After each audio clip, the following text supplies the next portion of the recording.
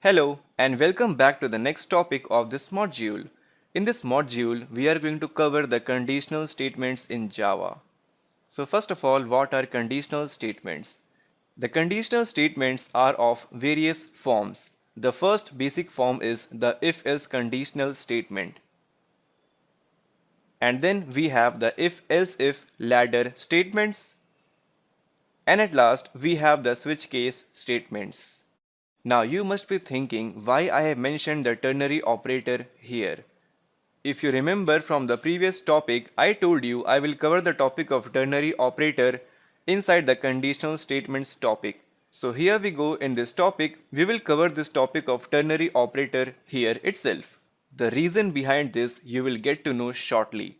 And along with the switch statement, we are going to cover the break keyword as well. So first of all, let us check out the if-else conditional statement. Now, if you recall this slide that I showed you when we were discussing the variables and data types topic. So in this topic, I showed you this slide and we actually declared this statement boolean is secular equal to true inside our code as well.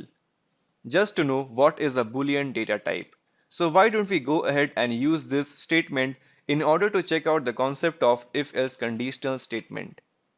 So here inside the IntelliJ IDE, inside our application, let us remove all the code and let us explore the if-else conditional statements.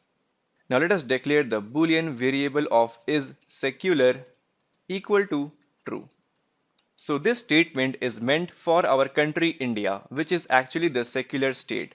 Now in order to print out the statement our country India is a secular state, we have to use this boolean is secular variable. So for that purpose in Java, we have the if-else conditional block.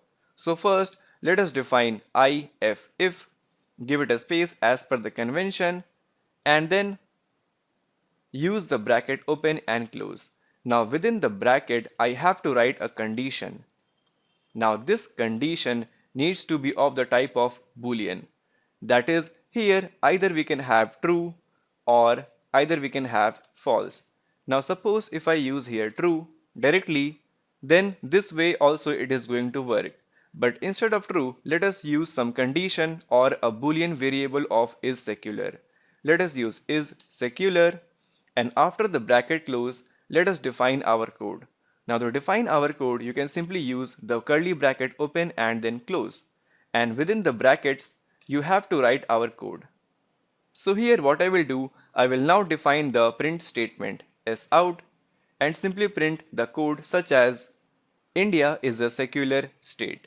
Let us now run the code. So in the output we have India is a secular state. As simple as that. So this statement simply means that if the condition is true, then only execute this statement. Now what if I make it false? Suppose India is not a secular state, then let's see what happens. So here we go, we got no output in the output console just because this is actually false. So whenever the condition is false, then the control will never enter into the bracket open and bracket close, which is actually known as the block. So inside the block, this statement won't be executed. Now let us revert it back to true. And here again, let us use is secular. Now, this statement is always executed if is secular is true. Now we also want to define a condition. If this condition false, then what should happen? So for that in Java, we have the else part as well.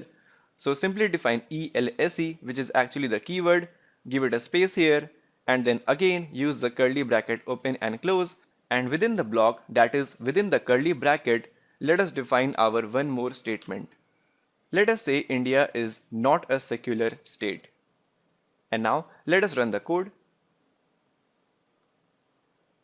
So here we get still India is a secular state. Now let us try something different. Let us change it to false. And now let us run the code. So this time we have got India is not a secular state just because this condition fails. And then control enters into the else part. So else part will get the priority and this statement will be executed that will print the output that we have in front of you. And now at the end of this video, I would like to tell you something.